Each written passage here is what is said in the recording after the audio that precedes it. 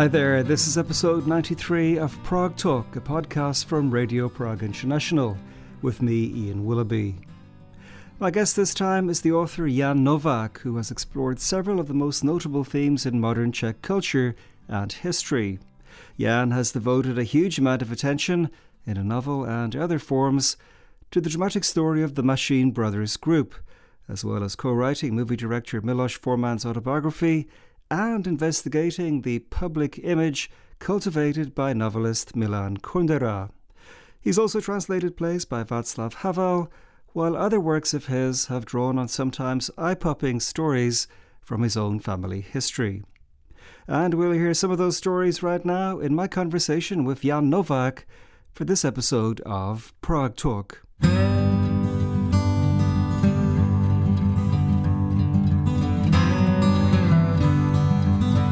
If I could first ask you, please, about your family background. I was reading that your grandfather was a war hero.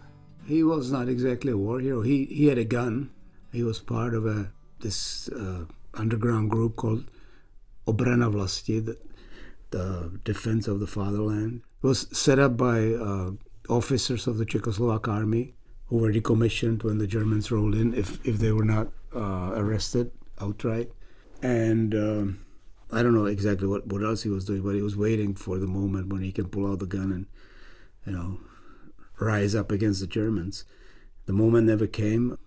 We're from the Kolín area. A professor of Latin from a different cell of this underground organization was nabbed and spoke under torture. Grandpa used to meet him after the war and had absolutely nothing against him, and named him. The group was not very well versed in or they were cavalier about conspiratorial rules. And my grandfather himself knew of two other cells, which he never divulged to the Germans, even though he was tortured. He was beaten by rubber hoses, and the Gestapo men extinguished their cigarettes in his skin. But he never talked. Nevertheless, having a gun was a capital offense, so he was sentenced to death. And he was sent to concentration camps, basically, so they would wring every last calorie of energy out of him for their But he survived the camps. But he survived because he was bought out. What happened was, after he was sentenced and went off to, he was in Mauthausen, he was in Theresienstadt first, then Mauthausen, then Nuremberg, Ravensbrück. He was from a small town outside of Kolín, 3,000 people, that he became a mayor of after the war. And there was one business that made a lot of money on the war. And the owner of this business was getting worried. My grandfather was eventually arrested in 1943. By that time, it's past Stalingrad, and the tide of the war was changing. And this guy started getting worried. So he needed some kind of an insurance. And he went and approached my grandmother and said, I would know of a way of keeping your husband alive. I know a clerk in Berlin whose desk all the execution orders from all over the Reich pass through. And he could be bribed to put the execution order for your husband at the bottom of the pile. So she said, oh, great. And he said, I'll finance it, but you'll have to pretend to sell me the house, because in case you get nabbed and stuff, I don't want to have anything to do with it. Then I'll leave you to face the consequences yourself. But if you want to do this is my proposition. She said, yes.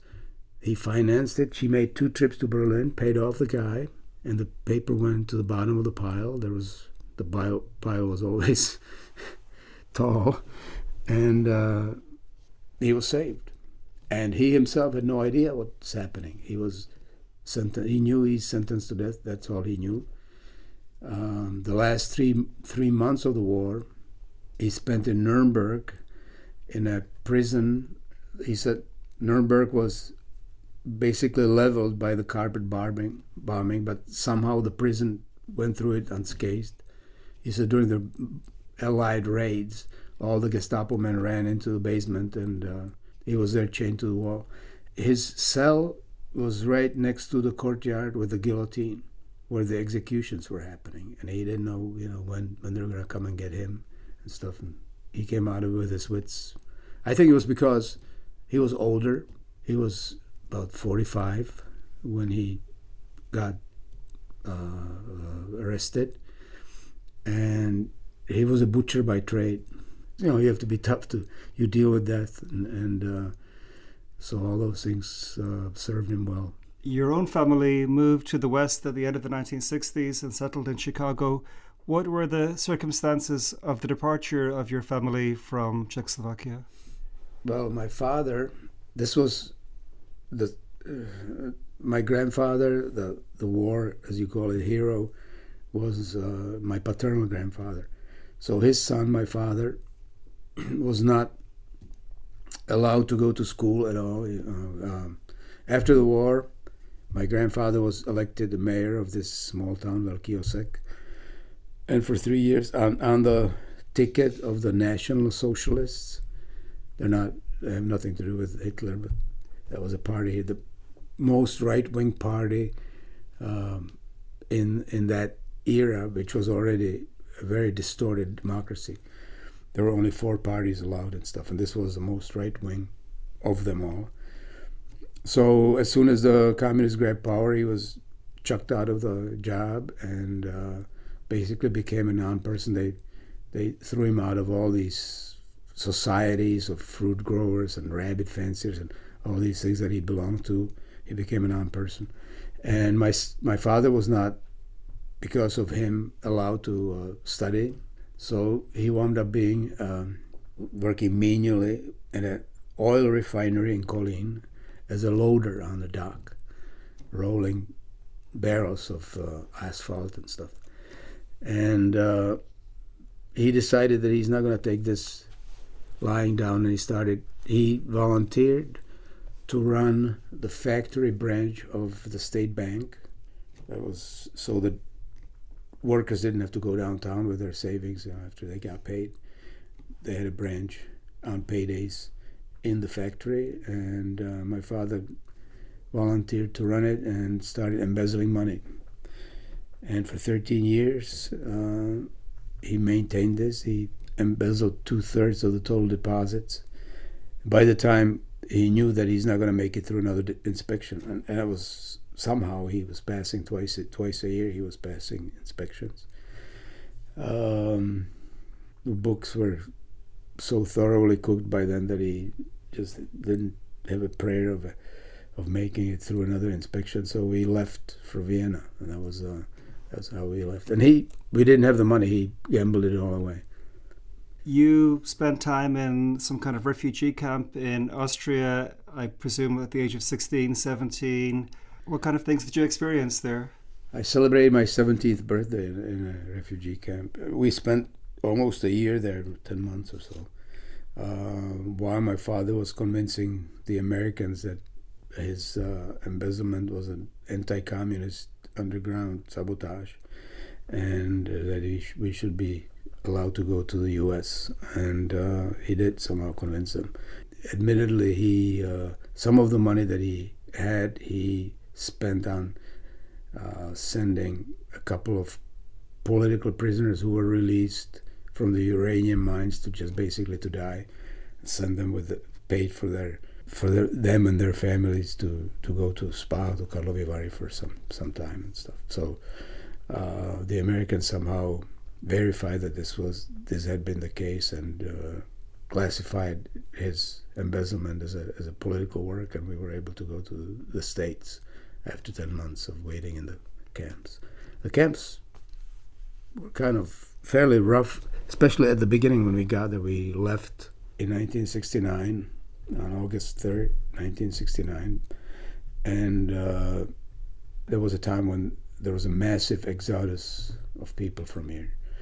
The borders were wide open still, and so we wound up in this wave of refugees, and we were sleeping in a room the size of a classroom with 50 other people.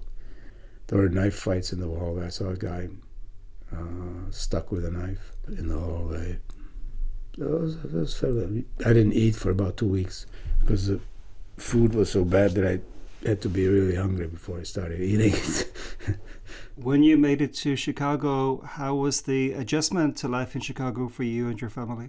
Well, it was a step up from the camps, and a step down because now I had to go to school for a year. I didn't, from 16 to 17, I didn't need to go to school. So I in the camp, we played soccer. It was like chess, ping pong. I was reading. I decided to learn German since I'm in Germany, and toward the end, I actually had a job at a linoleum factory there. But all of a sudden, we were in Chicago. We wound up in Chicago because my father was writing letters to all kinds of addresses in America that he could find, all kinds of Czech support organizations, and one of them, the one in Chicago, replied to him, and they said, "Yeah, we'll help you." And they, when we got to Chicago, we had $60 to our name, but they extended us a loan to pay for the rent and a deposit of an apartment, and they found my dad a job, and they wanted to put me to work, but I was 17 at the time. My dad said, no, I'd go to school, so I went to high school. When did you start writing? How long had you been in America when you began your writing career? I started writing here in puberty, like so many people writing poems. So I was writing through the camps. I was writing some poetry, and then I kept on writing. For some reason, I always knew I'd be a writer. Your first collection of short stories was called Striptease Chicago, and it was brought out by 68 publishers.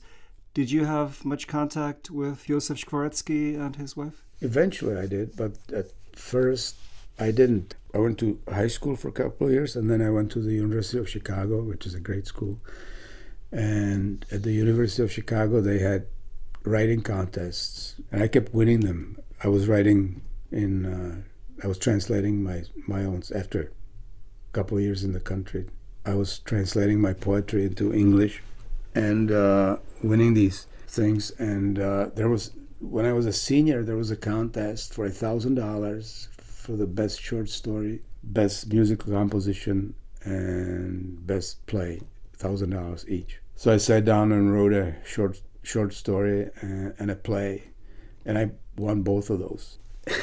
And I wrote them in Czech and translated them into English. And the short story was published by the student newspaper Maroon at U of C. At that time, there was still a Czech press in Chicago. There was a daily. There were like 3 weeklies.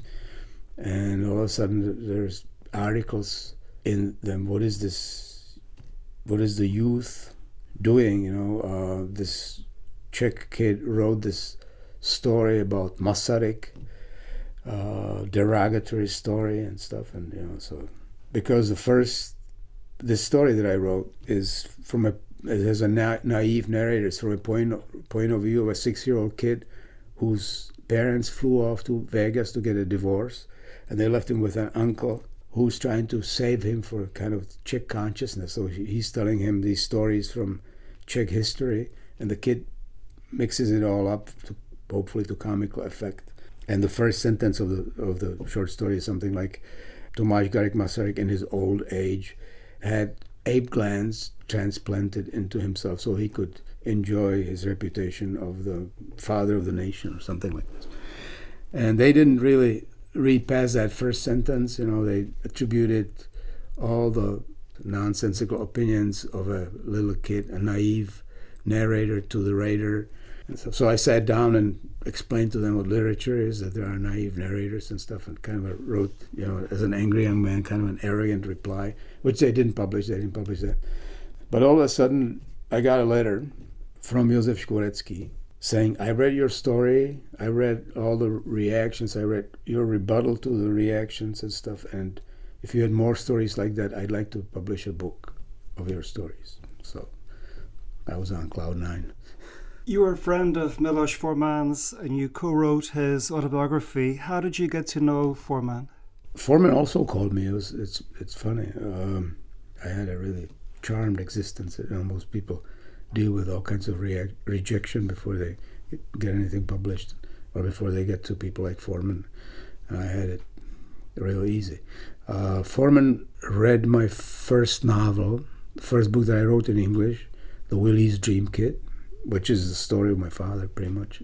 And it was very highly reviewed in the New York Times, and he saw a review, and then he read the book, and he called me up and said that he needed help with dialogue, writing the screenplay adaptation of Les Liaisons Dangereuses by Churreros de la Clos, and would I be interested? So I said, I'll think about it. After that, I worked on Valmont, what became Valmont, with him and Jean-Claude Carrière, the Frenchman, renowned French screenwriter, Buñuel screenwriter and stuff, that Miloš had a first version of the script with, and they needed some American dialogues. What was Forman like? I interviewed him once briefly on camera, and before the interview began, he was sitting there kind of quietly. As soon as the camera started rolling, he became this incredible storyteller. Every word was so dramatic. What was he like as a friend or as somebody you knew? He was a great storyteller at dinners and stuff, and he had a number of polished stories that he recounted. Eventually I knew the whole repertoire and used it in the book. But some things he never talked about, like his childhood, very traumatic childhood.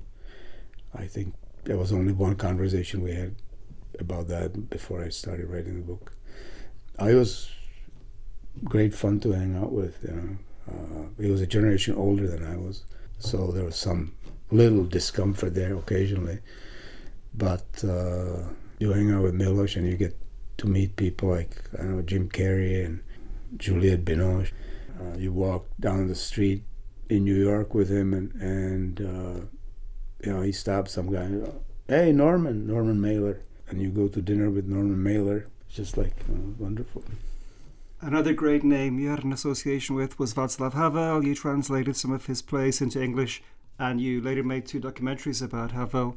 What were your interactions with him like? I met him during the Velvet Revolution. I was writing a screenplay for Maximilian Schell, this Swiss actor, then living in Munich when the revolution happened here. And I drove here on December 2nd. I still called the last demonstration on Wenceslav Square that Monday because the communists didn't accept the government that Havel and his friends were proposing, so there was one more demonstration. I went to see that. And I was introduced to Havel at the time, and he started to thank me. It was like, the leader of the revolution. I'm completely awestruck. And he started, thank you, you've translated my one acts, and they've been playing them all over America, and I'm getting money and stuff. And I'm like, so it was kind of funny. And then he was very generous when my son was studying film and photography, and I decided that I'll try to shoot some documentaries with him.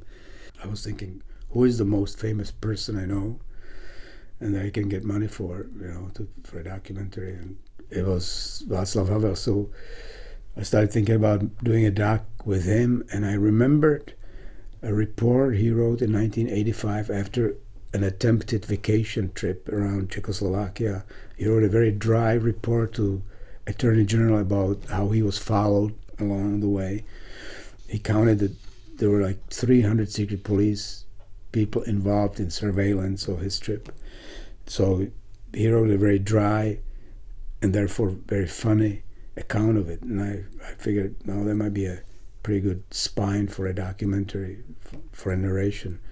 And I approached him with the idea, and he said, well, yeah, that could be an interesting documentary, but I didn't go on this trip with my wife. He went on the trip with his mistress. And he says, well, it would not be fair to my wife or to my then wife, who was by then dead, Olga, or to my current wife to, mention this situation. I said, okay, the trip is not important because of her. It's important because of you. But so I will not go and talk to her. But she would have been the best source of information for me. It would have been a lot better film if I could have talked to her. But if somebody mentions her, I'll leave it in. And he says, okay, fair enough. And so she's mentioned in the documentary eventually. And we shot it, and he was very generous with his time. It was great.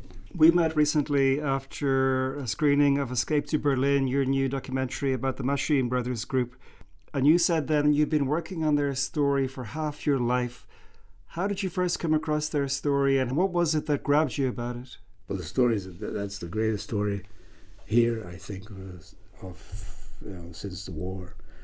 And I found out about them and about the story through Miloš Forman when we started writing his autobiography, which got started by me being fired. I had a day job for a long time, a wonderful day job working for the phone company in Chicago and computer operations as a supervisor.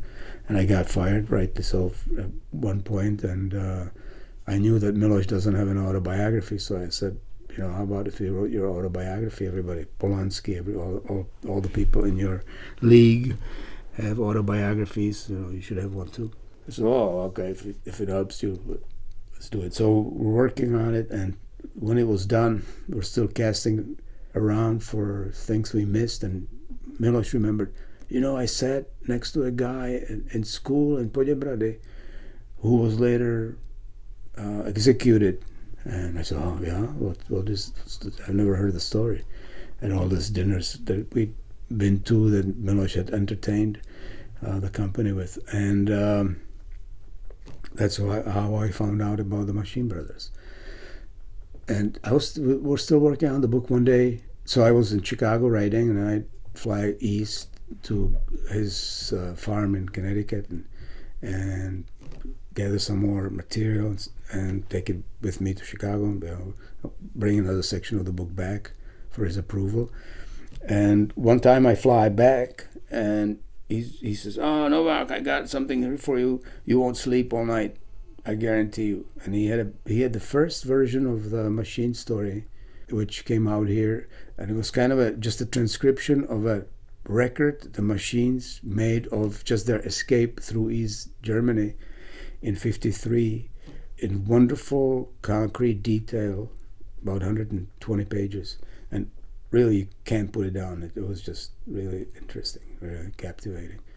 So in the morning, when I finished reading, I realized that I had so many questions in my mind. I realized that this is not exhausted at all. This is only the beginning of this, and I want to, as my next project, I want to steal this story from the Mašíns. Miloš had gotten the book from a Czech writer who wrote it with the older Mašíns brother, Radek. His name is Ramboušek. So I made Miloš call Ramboušek. It's something all the Czech writers were dreaming about, that Miloš Forman calls him. And Ramboušek gave us the numbers, I think, for the younger brother, Joseph, and then I called him. By then, my biography of Miloš came out, and he really liked it. And he said, okay, if you want to write about it in a kind of a belletristic way, which I told him I want to write about it as closely to the experience as it was experienced by you guys as possible. But of course, I haven't been there, so I'll have to somehow run it through me. And he said, okay. And he brought me all kinds of materials about the family, about himself, and the texts that formed the book that I first read. And off I went. There are many things I could ask you about the Mašíns brothers and their story. But one thing I was particularly curious about was the fact that Havel refused to give them any kind of honor or anything like that when he was president in the 90s and early 2000s. What do you say to the fact that Havel, who was such a moral authority, wouldn't recognize them in that way? They all went to the same school. There was a wonderful school here in Poděbrady after the war, School for War Orphans, which was some of the best education available at the time here. So this school in Poděbrady, that's why Forman went there as a true war orphan. The Mašíns had lost their father. They went there as half-legit orphans, but they also lived in Poděbrady, so they would have gone there anyway. And there were also, like the old bourgeois families, like the Havels, were able to send their sons there. It was a kind of an English-type education where you resided in the dormitory for a week and took classes and left for weekends to go home. And also the new powers that be, the communists like Vierlinger, sent his kids there. So it was a very strange melange of backgrounds and people. And Havel was this ill-fitting fat kid looking up to these guys. Mašíns were boxing. They were already heroes of the second resistance to the Germans. They'd been decorated by the president for bravery, even though the things they did were at the age of 12 and 13 or 14. And I think there was a residue of this relationship that was formed in school in Havel's attitude toward the Mašíns. In 2020, you brought out a book about Milan Kundera, Czech Life and Times, I guess would be the English translation. You don't portray him in the most flattering light in the book. Did you go into the project seeking to, in a sense, expose him, or did you go in with an open mind and you found these negative things about him?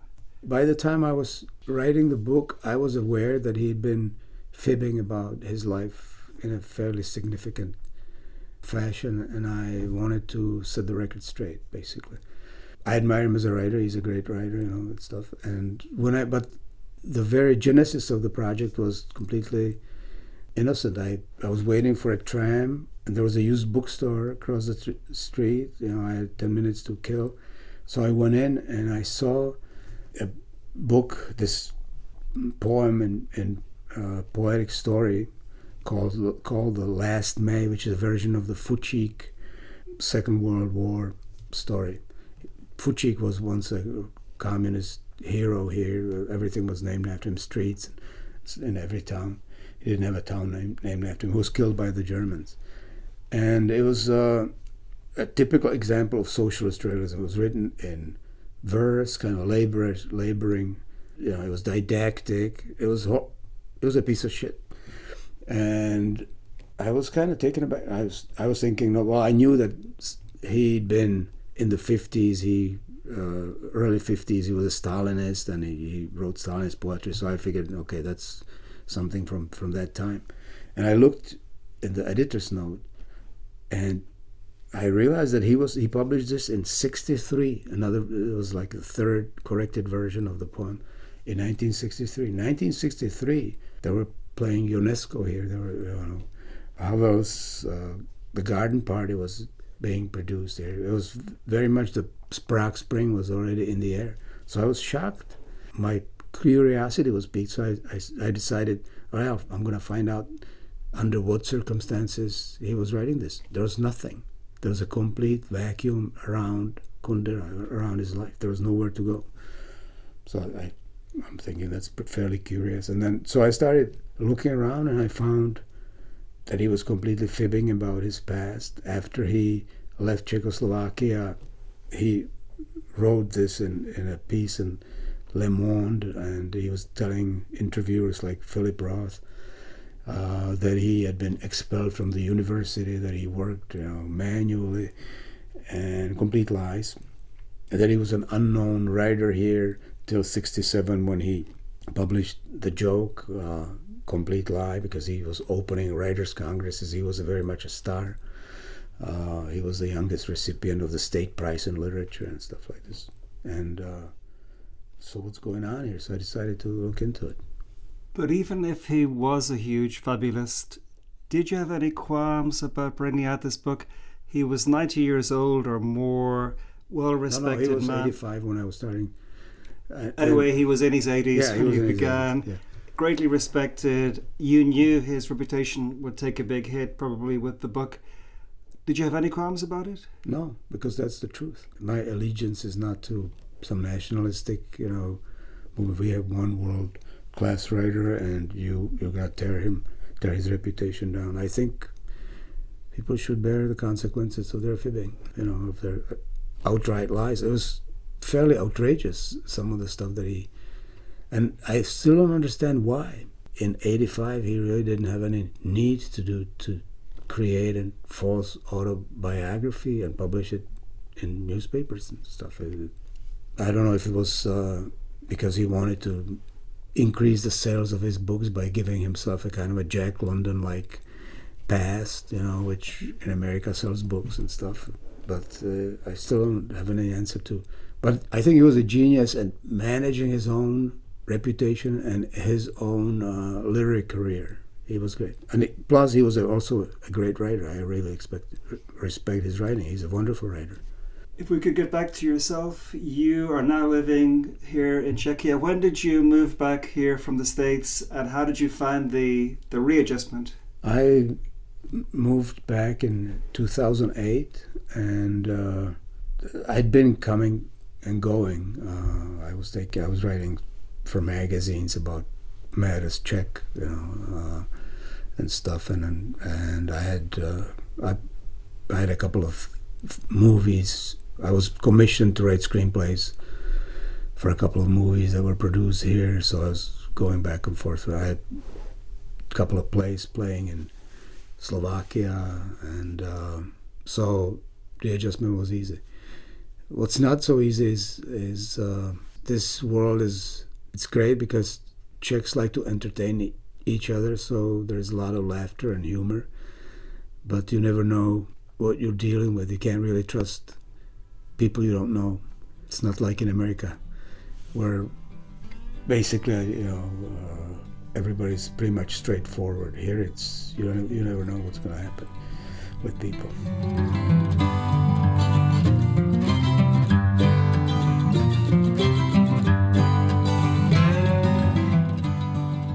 Many thanks indeed to Jan Novák for speaking to me for episode 93 of Prague Talk, a podcast from Radio Prague International. As this is episode 93, there are, of course, clearly scores more editions out there for your listening pleasure. If you're new to us, why not give some of them a go and, of course, subscribe wherever you get podcasts. But for now, that's all from Prague Talk and me, Ian Willoughby. Talk to you again very soon.